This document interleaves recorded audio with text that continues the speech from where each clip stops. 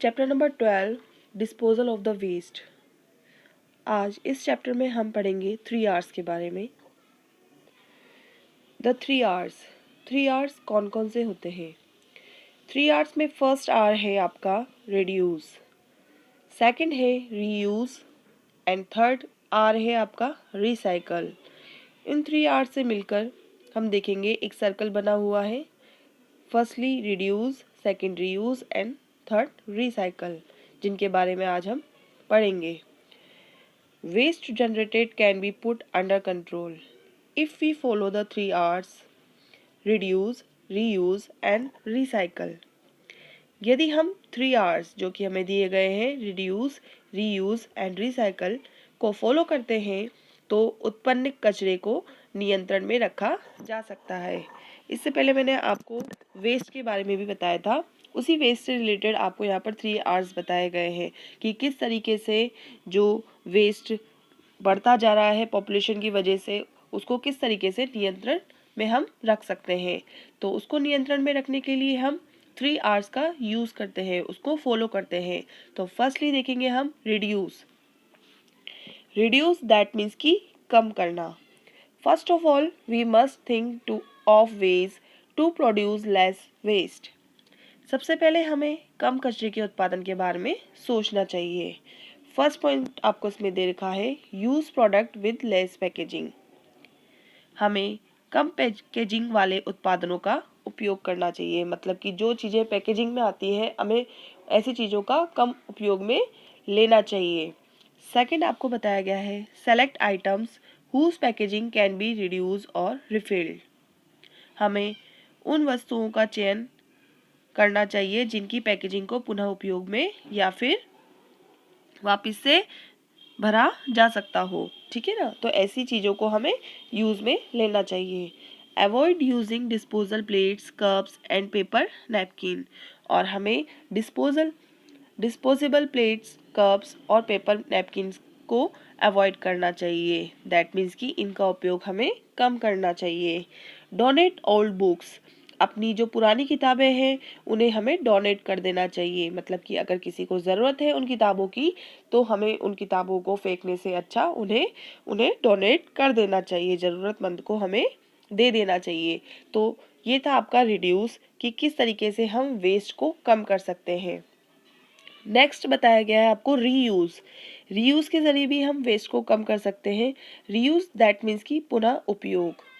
Reuse means to use again the useless things for different purpose like making plastic jars, cans, boxes, etc. Reuse का मतलब आपको यहाँ बताया गया है कि different things को, मतलब कि अलग अलग चीज़ों को अलग अलग पर्पस से हम वापस से उपयोग में ला सकते हैं, जैसे कि plastic jars, cans, boxes etcetera.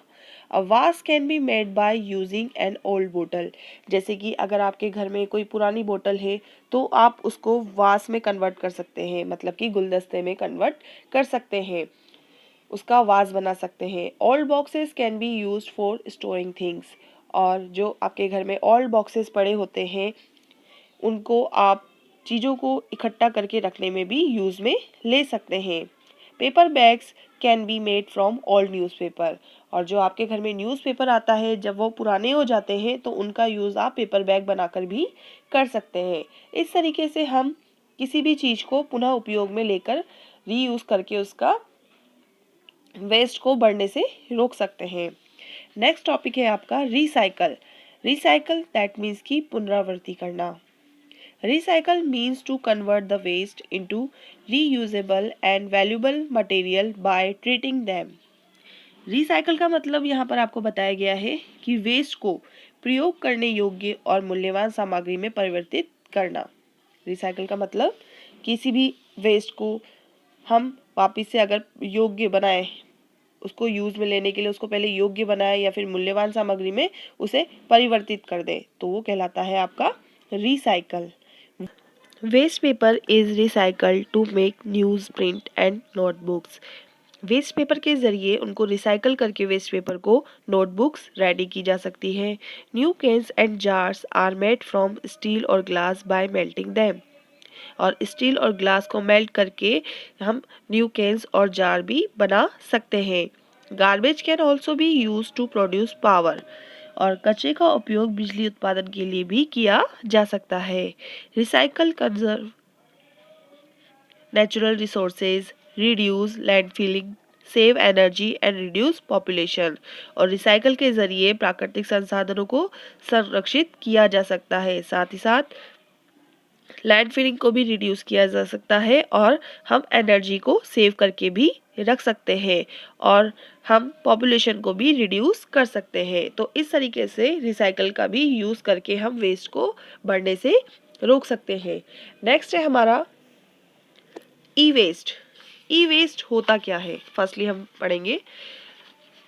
The discarded electronic devices like batteries, cell phones, wires, electrical gadgets from the e-waste। e-waste होता है जो हम mobile accessories, okay, batteries, cell phones, wires और जो इलेक्ट्रॉनिक गैजेट्स हैं, इन सब का जब हम यूज़ करते हैं और जब ये सब चीज़ें बेकार या ख़राब हो जाती हैं तो हम इनके बदले नई चीज़ों का यूज़ करते हैं, हम उनको नया लाते हैं। तो ये जो पुरानी चीज़ें हैं, ये जो बेकार हो गई हैं, ये सब किसके अंदर आती हैं? ई वेस्ट के अंदर आती हैं।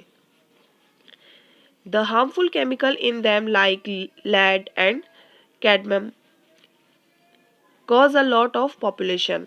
इसी तरीके से आपको यहाँ पर बताया गया है कि जो हार्मफुल केमिकल्स हैं जैसे कि लेड और कैडमियम, ये इनके कारण भी क्या होता है? पॉल्यूशन बढ़ता है। So we must try to recycle और dump them in the landfill. तो हमें ट्राई करना चाहिए कि हम इन्हें रिसाइकल कर सकें या फिर डंप कर सकें लैंडफिल्स में। Every individual must try to control the waste produced and dump it properly. प्रत्येक व्यक्ति को उत्पादित कचरे को नियंत्रित करने और उसे डंप करने की कोशिश करनी चाहिए। Large scale disposal is conducted by the municipal corporation. बड़े पैमाने पर डिस्पोजल नगर निगम द्वारा किया जाता है। We must cooperate with them for a clean, healthy environment and neighborhood। हम उन्हें कॉपरेट करें तो हम अपने आस पड़ोस को और अपने आसपास के वातावरण को क्लीन रख सकते हैं और हेल्दी रख सकते हैं।